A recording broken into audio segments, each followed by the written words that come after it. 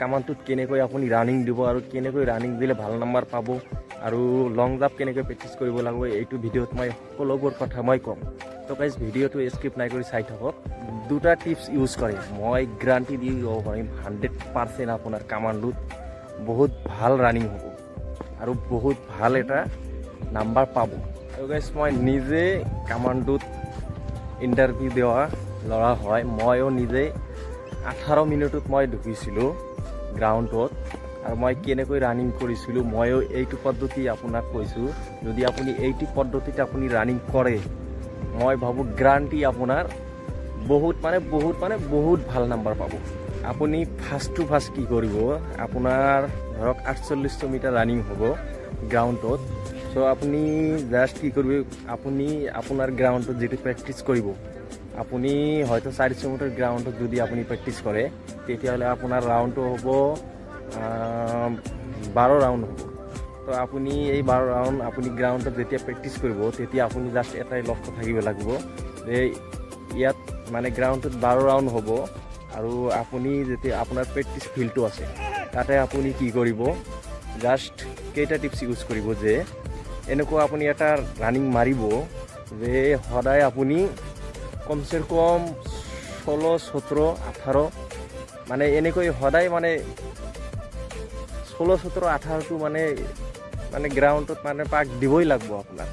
আৰু আপুনি তেনেকৈ ৰানিং দিব যে যাতে আপোনাৰ ভিতৰত আপোনাৰ ভিতৰত যাতে জানে যে এনেকৈ ৰানিং দি আছোঁ, আপোনাৰ ভিতৰত যাতে গম পায় যে মই ৰানিং দিছোঁ। আৰু গাইজ এনেকুৱা এটা ৰানিং দিব লাগিব, আপুনি যেতিয়া প্ৰেক্টিছ গ্ৰাউণ্ডত ৰানিং দিব তেতিয়া আপোনাৰ ৰানিংটো মানে সদায় দেখিব আপুনি যে কিছুমান ল'ৰাই কি কৰে মানে গ্ৰাউণ্ডত যেতিয়া ৰানিং কৰে ইমান স্পীড নিদিয়ে আৰু কিছুমানে মিডিয়াম সাইজেৰ স্পিডে।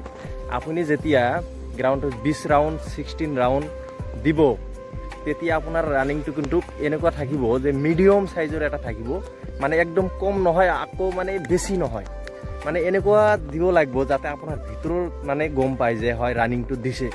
তো তথাপি আপুনি যেতিয়া এনেকৈ ৰানিংটো দিব আপোনাৰ ৰানটো অট'মেটিকলি মানে বাঢ়ি যাব। আৰু মই কেনেকৈ ৰানিং দিছিলোঁ যে মই এনেকুৱা চিষ্টেমত এটা ৰানিং দিছিলোঁ যে মানে মিডিয়াম সাইজতকৈ অলপ বেছি স্পীড দিছিলোঁ যাতে মই যে ৰানিং দিছোঁ মানে ভিতৰৰ পৰা মানে পানী ওলাই গৈছিল, মানে খিচুৰি ওলাই গৈছিল, এনেকুৱা এটা অৱস্থা হৈছিল।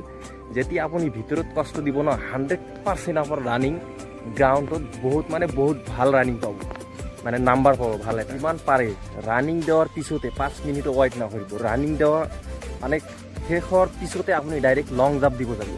যেতিয়া আপুনি ৰানিং দেওয়াৰ পিছতে আপুনি লং জাম্প দিব যাব না তেতিয়াই কিন্তু আপোনাৰ মানে ৰিয়েল যিটো লং জাম্পটো এইটো ওলাই যাব। আৰু গ্ৰাউণ্ডত যেতিয়া আপুনি কামাণ্ডোত কিন্তু এটা গ্ৰুপত কিন্তু আপুনি 3জন 4জন 5জন পাছ কৰাৰ পিছত কি কৰে যে 5 মিনিটো তাত থিয় হ'ব নিদিয়ে, ডাইৰেক্ট কয় যা লং জাম্প দিব যা। তেতিয়া আপুনি যেতিয়া মানে একদম অভাৰ ৰানিংটো দেওয়াৰ পিছত আপুনি একদম ভাগৰি পৰিব তেতিয়া কিন্তু লং জাম্পটো দিয়াত অসুবিধা হয়। তো সেইকাৰণে কৈছোঁ যে গ্ৰাউণ্ডত একদম কি কৰিব, প্ৰেক্টিছ দেওয়াৰ লগতে আপুনি ৰানিং এই লং জাম্প দেওয়াৰ প্ৰেক্টিছ কৰিব। যদি দিয়ে তেতিয়া কিন্তু আপুনি ভাল নাম্বাৰ পাব।